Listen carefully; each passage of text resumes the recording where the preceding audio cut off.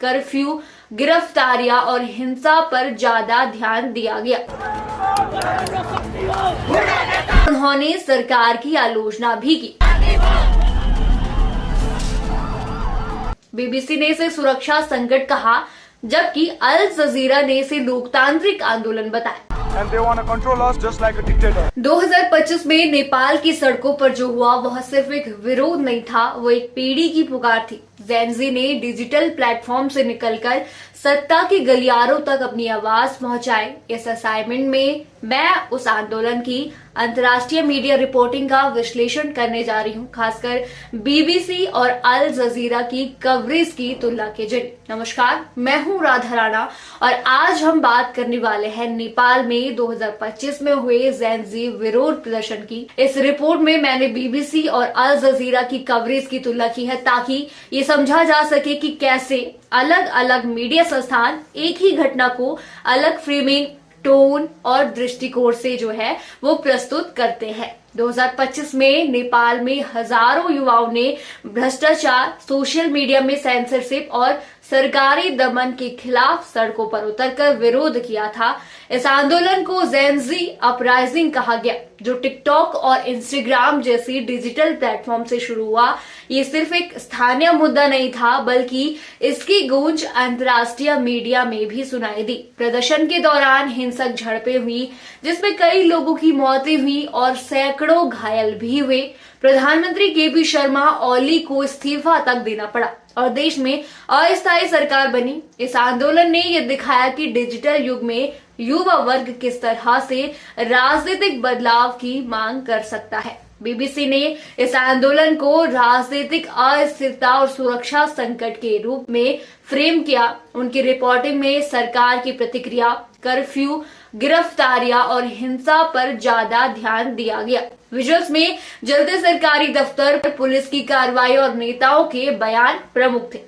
Headlines जैसे Nepal's youth unrest turns violent और government clamps down on digital dissent ने सुरक्षा और नियंत्रण को प्राथमिकता दी। बीबीसी की भाषा औपचारिक और सरकार केंद्रित थी, टोन तटस्थ थी, लेकिन युवाओं की मांगों को सीमित स्थान मिला।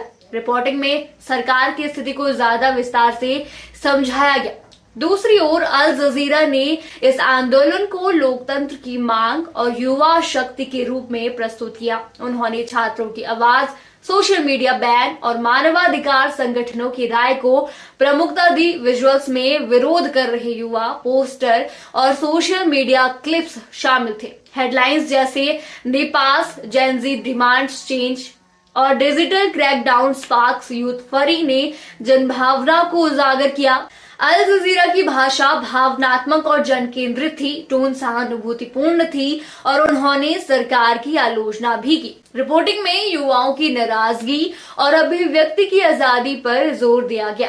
अगर हम बीबीसी और अल जजीरा की रिपोर्टिंग की तुलना करें तो कई अंतर स्पष्ट रूप से सामने आते हैं। बीबीसी ने इसे सुरक्षा संकट कहा, जबकि अल जजीरा ने इसे लोकतांत्रिक आंदोलन बताया। बीबीसी की टोन तटस्थ थी, जबकि अल जजीरा की टोन भावनात्मक और जन केंद्रित थी। बीबीसी ने सरकारी सूत्रों को प्राथमिकता दी, वहीं अल जजीरा ने छात्रों, एनजीओ और मानवाधिकार संगठनों की राय को प्रमुखता दी। विजुअल्स में बीबीसी ने हिंसा और पुलिस कार्रवाई को दिखाया, जबकि अल जजीरा ने पोस्टर, युवा प्रदर्शनकारी और सोशल मीडिया को बीबीसी का नैरेटिव नियंत्रण और स्थिरता पर केंद्रित था, जबकि अल जजीरा का नैरेटिव बदलाव और आजादी पर। इस रिपोर्टिंग में कई मीडिया थ्योरीज लागू होती है। सबसे पहले है फ्रेमिंग थ्योरी, जिसके अनुसार मीडिया किसी घटना को जिस फ्रेम में प्रस्तुत करता है वही दर्शकों की समझ को